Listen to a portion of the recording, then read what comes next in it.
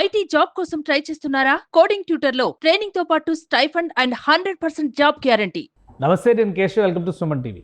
మనతో పాటు జనసేన అధికార ప్రతినిధి రాయపాటి అరుణ్ గారు ఉన్నారు. అరుణ్ గారు నమస్కారం. నమస్తే సార్. చిరంజీవి గారు కేరళ టూర్ విషయంలో ₹1 కోటి విరాళం ప్రకటించారు. వయనాడు ఘటనల నేపథ్యంలో ఆయన నేరుగా వెళ్ళి కలవడం, అక్కడ ముఖ్యమంత్రి విజయన్కి చెక్ ఇవ్వడం, సో దీన్ని ఒక సేవా కార్యక్రమంగానే చూడాలి, దీనికి కూడా రాజకీయ ప్రాధాన్యం ఉంది అనేటువంటి చర్చ నడుస్తుంది. అలాంటి సంకేతాలు ఏమైనా ఉన్నాయా? కేరళలో జరిగినటువంటి ప్రకృతి విలయాన్ని చూసి మనసున్న వాళ్ళు ఎవరైనా సరే చెల్లించి సహకారం అందించాల్సిన అంశం అది.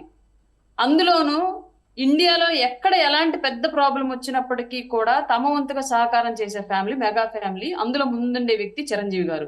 ఇది వాళ్ళ కొత్తగా కేరళ విషయంలో జరగలేదు, ఈ రోజు కొత్తగా జరగట్లేదు. ఫస్ట్ నుంచి కూడా సమాజంలో యువతకి సేవాభావం నేర్పినటువంటి ఏకైక హీరో ఫస్ట్ నుంచి కూడా ఏపీ మొత్తం మీద చిరంజీవి గారు.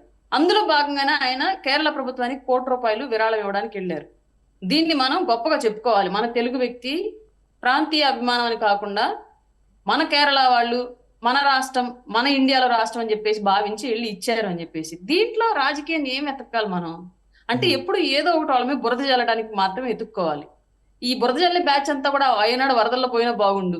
ఏంటి సార్ ఈ దారుణం? అసలు సామాన్య బాధల్లో ఉన్న ప్రభుత్వానికి వెళ్ళి ఆర్థిక సహకారం చేయడానికి వెళితే దాంట్లో కూడా సహకారాలు లెక్క పెట్టడానికి ఎవరన్నా ఉన్నాయా?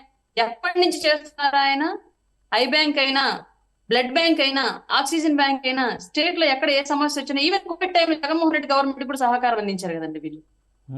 ఇవాళ కొత్తగా కేరళకి ఇస్తే దాని మీద ఎందుకు నెగిటివ్ ఎత్తుకుంటున్నాం మనం? చిరంజీవి గారి పర్యటన మామూలుగా చిరంజీవి గారి పర్యటన చేసి చెక్కిచ్చేంత అవకాశం అవసరం ఉండకపోవచ్చు, ఆయనకు అనుకుంటే కనుక పంపించవచ్చు. కానీ కొంత ప్రాధాన్యం ఉంది కాబట్టి పర్యటన చేసి ఆయన అక్కడికి వెళ్ళి మరీ చెక్కిచ్చారు అనేటువంటి వాదనని ఎలా చూడాలి మనం? అసలు ఇది ఎలాంటి రాజకీయ ప్రాధాన్యం లేదు, ఆయన యథావిధిగా సేవా కార్యక్రమంలో భాగంగానే ఇవన్నీ చేశారని అనుకోవాలా?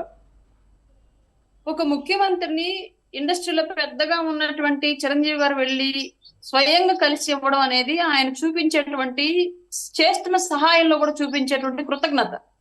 ఇది బుద్ధున్న వాళ్ళకి ఎవరికి తప్పుగా అనిపించదు. మనం ₹10 ఇస్తేనే మనం నేరుగా వెళ్ళి 10 కెమెరామెన్లు పిలుచుకొని 100 మందిని జనాలను పిలుచుకుని ఇచ్చే ₹10 మళ్ళీ మనం చేసుకునే గ్రూప్ లో పబ్లిసిటీ 10 ఛానల్స్ పెట్టుకొని 10 గ్రూపుల్లో పెట్టుకొని ₹10కి 25 లక్షల ప్రచారం చేసుకుంటాము. చిరంజీవి గారు మాత్రం చెక్కు డైరెక్ట్ గా వెళ్ళి ఇవ్వకూడదు, అది తప్పైపోయింది జనాలకి.